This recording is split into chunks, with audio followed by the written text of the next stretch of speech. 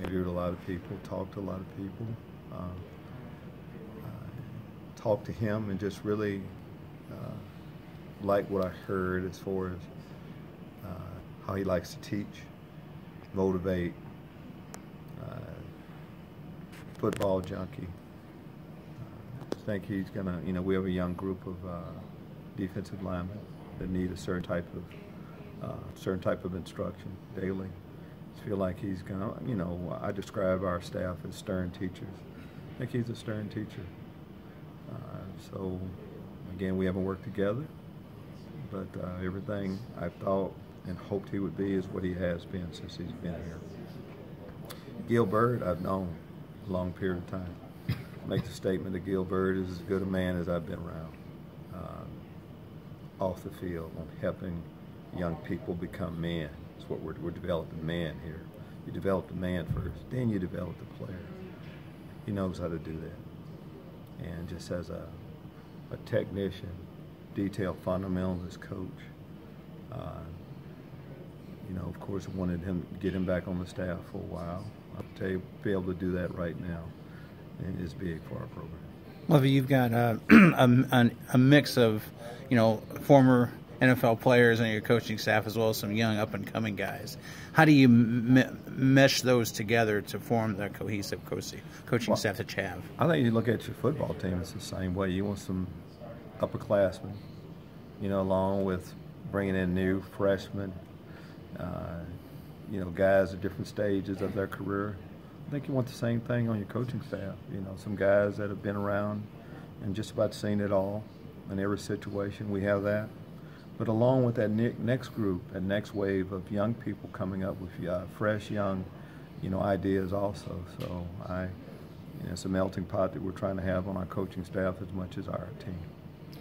How much did you have to pitch to Gil to come here, or how much was he trying to ask you if you could be here, or was it simpler than that?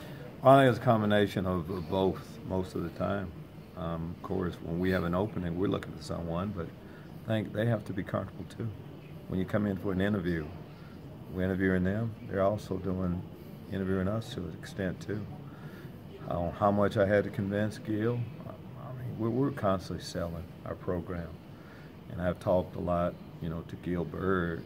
Gil is one of my better friends too. I talked to Gil quite a bit about just football and life in general anyway. So just so happened, it worked out where he can be on our staff too. How did Austin become a name on your radar, and did he surprise you? Because even though I know you don't care about age, it's a little surprising how quickly he's risen up. It doesn't really matter a lot about age, just like it doesn't matter an awful lot about the age of your football team. It's just kind of the best person. But I think how reputation gets out there, there are no surprises nowadays. If you're doing some good things, word gets around. As a player, if you're doing some good things now with modern technology, word gets around. Then you do your research and you start analyzing for yourself, and you come up with conclusions. And that's what we do. What do you think those two can add in recruiting for you guys? Well, to me, when I'm adding a coach in general, and we have to feel good that it's a total body of work. Recruiting is just as important as on the field work that you do. And in order to be a good recruiter, you have to be a personable guy that can come into an environment and let people know exactly who you are and get them to trust and believe in how you're going to help them, how you're going to help our program win. And I think both of those guys will do an excellent job at that. Spring ball right around the corner. What's different? Obviously, new offensive system is probably a focus, but what's different this time around for spring ball? I think if you did the same thing and you didn't make a whole lot of changes, every year is different. Yeah, you have goals, and we all set out with the same goals to win all our games and play a certain way. You do that. But when there are major changes like we have, we talk offensively, we're changing a new system coming in. It's important. Every day is important. Every rep is important. That's one thing. So we have that on the offensive side of the football. Defensive side of the football, we have some new coaches too, though. But it's just a new day. If we were satisfied with how we played, that's different. but we want to see a different product on the football field with all three phases. Talk offense, defense, special teams. We haven't played good enough special teams since we've been here. We need to take major steps to get that right. What are the most important things that can come out of spring football that sets up training camp and the rest of the season? I think it's the same every year. Individual improvement first. Before you can become a team, we need each one of us individually to get a lot better. And just setting the tempo. Some players don't know how we practice, how we do things. It's that. And they're just trying to define people's roles as much as anything. This is what you're going to be doing for us this year. Primarily, here's your role for us. If you can establish that as you go through the other different stages, then it'll be summer workouts and training camp. That's what you're trying to establish. But this is the 2018 season, and it's a new day, and we want to see exactly how good we can become. Had a lot of injuries last year at the spring ball. How's the team health, and do you expect there's certain guys that you expect to be out during spring? Yeah, there are some, and we're still working through that, but we won't have everyone. Right now in our workouts we have going on, we don't have everyone 100% ready to go, but eventually we'll get people there. And if you can't, just like a game, you have injuries through the course of a game, through a season, and you have to be able to work. The mental part should always be there. Yeah. Mentally, no one should be injured at any time. Should be able to get work done like that, and we will.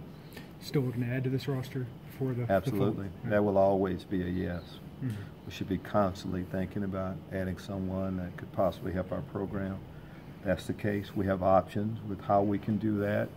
So yes, we are definitely actively still recruiting. Quarterback, one of those positions. We are definitely actively still recruiting. In positions where I suppose all of them are up for grabs, but spots where you expect to be highly competitive amongst the players, do you let yourself do a lot of evaluation there in the spring, or is that for later? No, evaluation started when the first day here. Evaluate people, how they handle themselves off the field, how they handle what you have going on right now. We're finding an awful lot. With 6 a.m. workouts, you find a lot about people right there. Is there evaluation going on? Constant evaluation throughout that's going on. So all of those things, we're trying to get as much information and try to get to know each one of our players as well as we possibly can. Austin Clark talked a little bit about the defensive line and how excited he is to start working with some of those guys. How a lot of them were new last year playing his first year freshman. Him being not too much older than some of those guys themselves. Just how fresh is that to have somebody young like that coming on your staff? I think it's fresh. I just think that we tend to just assume older, you got to be a certain age to know something and to be good. I just don't think it's like that. I think there are some players, when they play, they're just like a coach then. And they carry that same mentality out. Right away. Austin didn't graduate yesterday. He's been out a while, and he's been working with good athletes. It's not like he's all of a sudden, okay, now how do they start each play? We're not to that point. Austin Clark is a good coach, all right? I would like to think early on in my career, I was a decent football coach. Yeah, you're going to get better every year, but he'll be fine. So in other words, it's possible that people young like us aren't that dumb. And well, people older aren't has-beens. Yeah, I think it's possible that there's no gimme. It's not a gimme that just the older you get, you just automatically get a whole lot smarter and a whole lot better. I don't think that's a gimme.